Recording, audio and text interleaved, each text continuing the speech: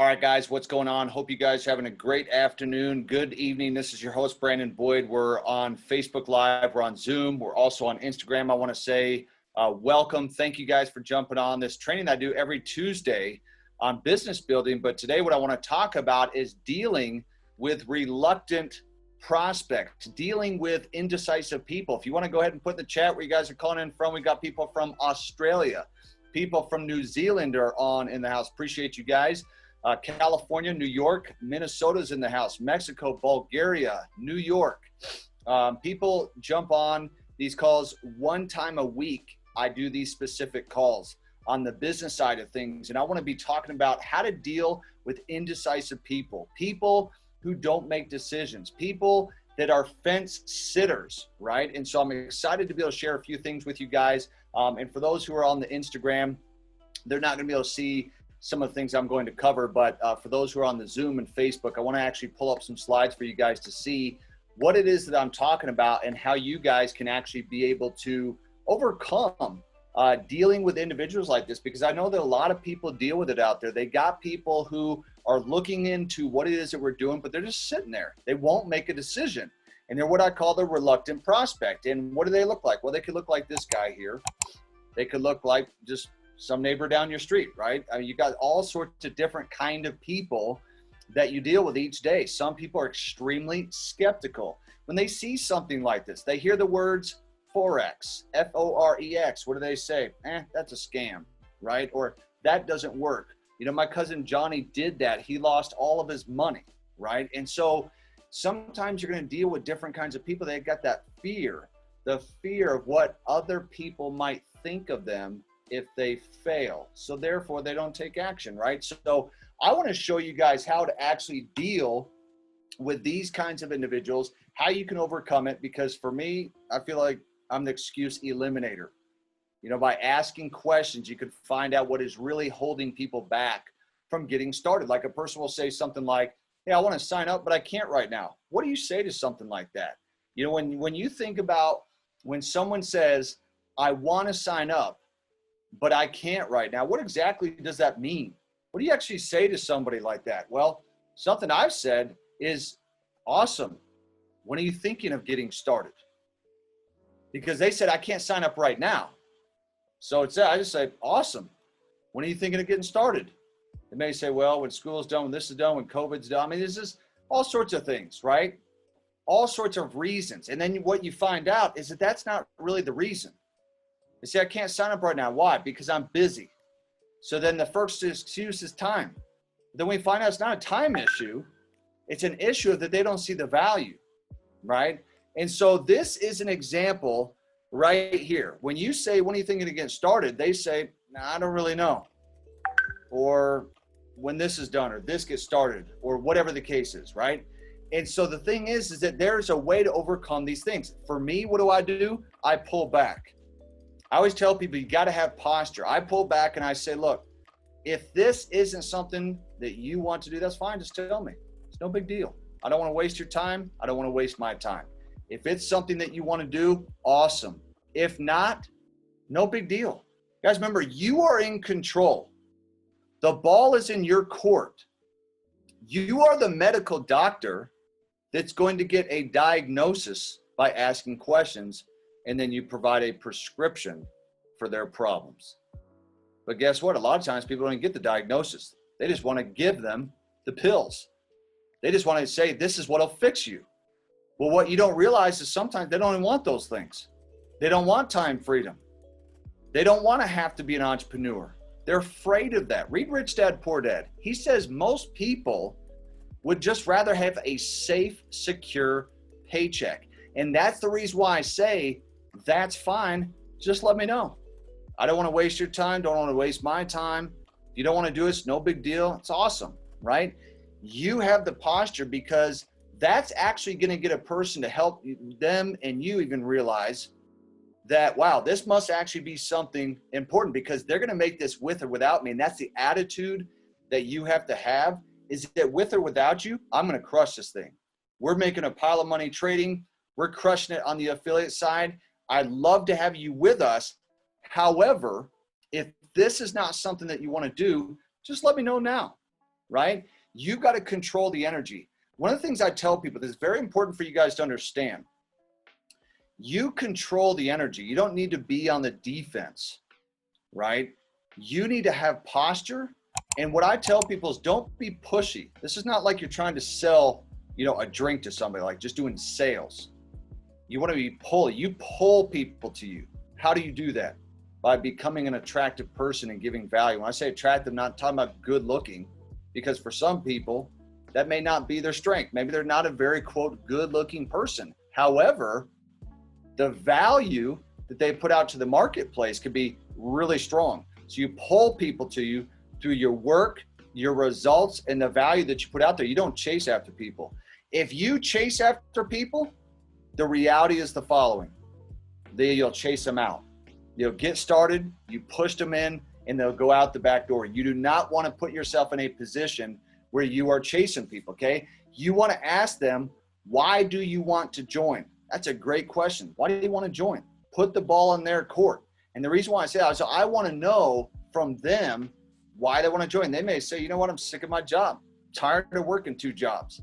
Sick and tired of credit card debt. I'm sick and tired. You know what I hear from most people? For most people, what they tell me is that they wish that they had more time and that their job or jobs with an S is not enabling them to spend the time doing the things they really want to do. So take that right there. Most people, they just want more time. Well, they're not going to get that time unless they have what's called leverage. Okay? They need to have leverage in their life if they want time. They need residual, passive, ongoing, secured income. They need to have something where money is working for them instead of them just working for money. Okay? So here's a couple questions that you guys can ask, and these are very powerful, just so you know. They're ones that I use. It's one of the reasons why I've enrolled almost 800 people in this company personally, not 800 on my team. I got 8,000 active, 800 personals. Is there anything holding you back from getting started today? Yes, it's this, it's that, it's this. Again, you're asking the questions to find out this symptom, to get this diagnosis, right? So you can provide a prescription. Another question, on a scale of 1 to 10, with 10 being ready to get started, where do you see yourself? They might say a 7. A 7 because maybe they're not sure that this is something they can do. They see a trading chart and they say, that looks like a heart monitor. I can't do that. I didn't do good in geometry. I didn't do good in calculus. That's not something I could be successful with. I don't know if I have the time to do this. In fact, I don't even know if I have the money to do this. Not only do I barely have enough money to sign up, I don't have enough money to trade. Forget it. Another question I ask, are you open for change? If they're not open for change and they're, quote, comfortable, right, in their position, and they got the health insurance benefits and all this kind of stuff, it doesn't matter what you tell them. They are comfortable with where they are at. And so leave them there. Remember, most people, like I told you, they don't want to be an entrepreneur. Most people don't want to trade. They don't want to have their own business. They don't want the stress that is attached to being an entrepreneur. And that's okay, because remember, we are sifting, we are sorting through people to find the diamonds, right? To find the people who really are open for change. Now, one of the things that I tell people, and I'm going to take this off the screen share here real quick. One of the things that I tell people is when you are dealing with fence sitters, okay? Don't beg them to come off the fence. Don't pull them off the fence. Don't push them off the fence. Leave them there. Here's one of the best things, one of the best pieces of advice that I can give you guys that will actually get people to come back. I leave them there and I continue in my life and on my social media to put out content, because guess what? Here's what happens. This actually happened. I'm not going to tell who the individual is, but this happened just recently. What happened is a guy 8 months ago told me, this is just not the right time. Bad timing. So I asked him why it was bad timing.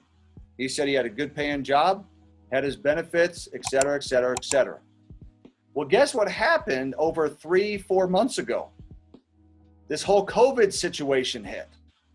He was let go from his job. So what once was a safe, secure job with a safe, consistent, secure paycheck was eliminated. So guess what he did?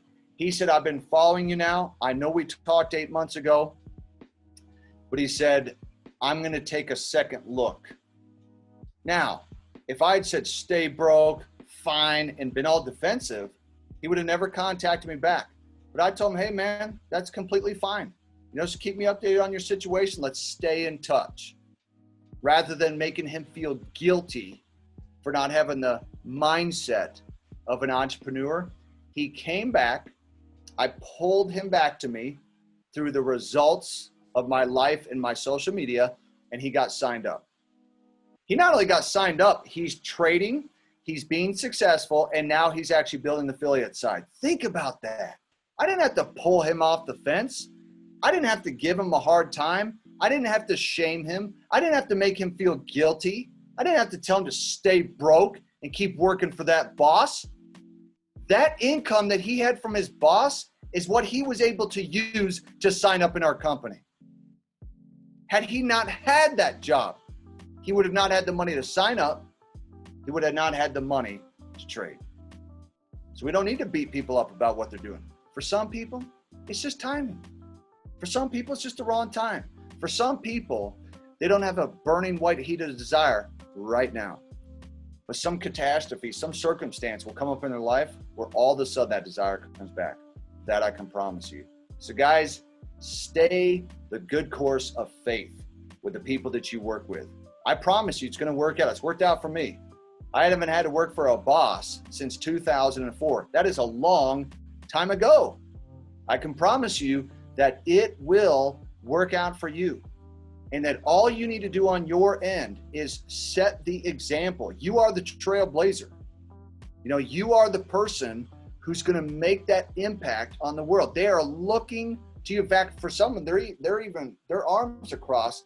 They want to see if you're going to stick with that thing, and they want to see if you're going to quit. They want to see if that trading thing is going to work. They want to see if that business thing is going to work. In fact, they want to see if the business is actually going to stay around. Is the company going to stay around? They're going to get shut down? They're looking, and they're watching you, and you are the difference maker. And so the best thing that you can do to deal with a reluctant prospect and dealing with indecisive people is for you yourself to set the example. Because more people attention pay to what you do than to what you say. They want to see the actions and the results of your life and what it is doing for you. So guys, with that, hope you like the message today and the training. We're almost at 200 trainings on these. I do them every week on Tuesday. My name is Brandon Boyd. For those who are on here for the very first time, you're always invited to be on our calls and morning motivation and all of that as well. We appreciate you guys. If you like the message, go ahead and put an amen inside the chat or the comments. And this call has been recorded, so I'll make sure and get it out to you guys as well. It'll be uploaded to my YouTube channel. We will see you guys at the top and on the other side of success. Talk to you guys very, very soon.